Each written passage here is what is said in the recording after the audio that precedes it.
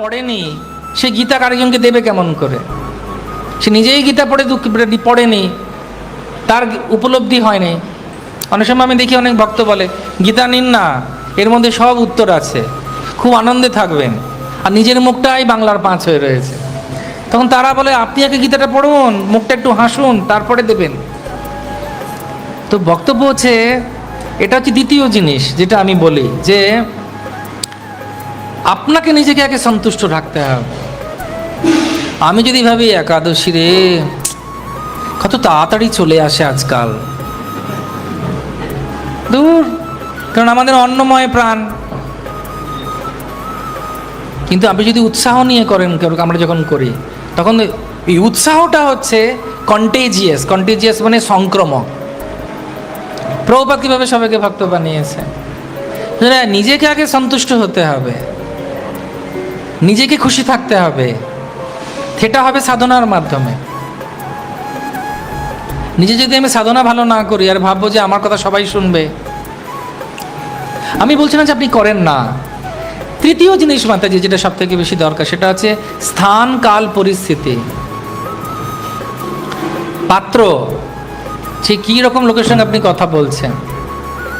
একবার একটা বিয়ে বাড়িতে আমাকে নিয়ে গেছে, বলছে বিয়ে বাড়িতে হুলুস তুলুস চলছে, চেঁচামেচি, বলছে আপনি এখন সব কিছু থামিয়ে কৃষ্ণ কথা করুন। আর ওখানে হবে না, না আপনাকে করতেই হবে, ওইভাবে হয় না, পরিবেশ চাই। এমন কেউ একটু দুঃখে রয়েছে, হ্যাঁ, বলেছিলাম হরিনাম করলি না তো হলো সর্বনাশ। তার তখন দরকার আদর, তাকে বুকে টেনে নিতে হবে, তাকে ভালোবাসা দিতে হবে, তার সঙ্গে সময় কাটাতে হবে। আমার বাবা ডাক্তার, বাবা অন্য কিছু বিশ্বাস করতেন, কিন্তু আমি নিজেও বাবাকে কোনোদিন কিছু বলতাম না।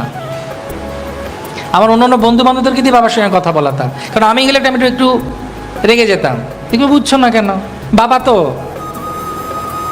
কিন্তু আমি আমার বন্ধুদেরকে কাজে লাগালাম, আমার বৈষ্ণব বন্ধুদেরকে। বাবা এখন ব্রাহ্মণ দীক্ষিত ভক্ত ইস্কনে,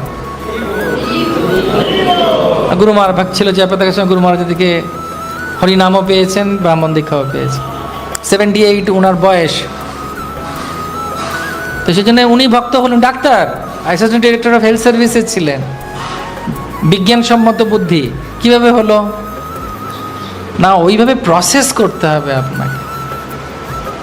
সবার জন্য এক নিয়ম লাগু হবে না।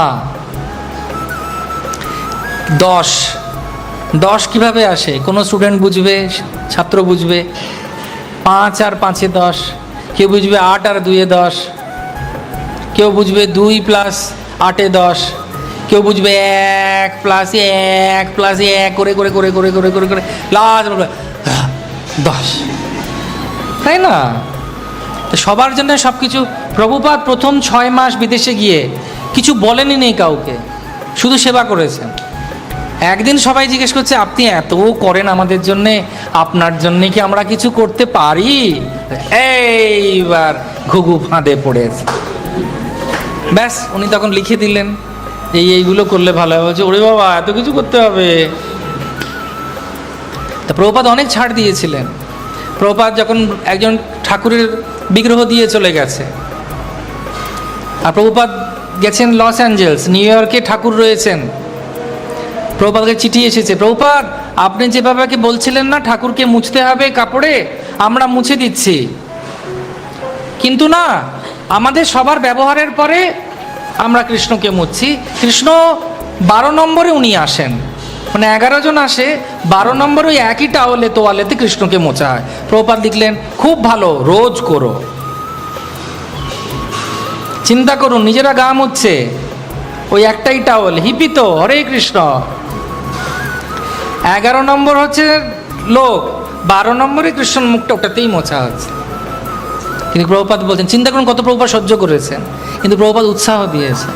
এবার প্রভুপাদ যদি বলতেন কি করেছো ম্লেচ্ছর জাত, মর তোরা, ওলা উঠো, গঙ্গামুখ পা, কুকুর হয়ে জন্মাবি, আর হতো কিছু?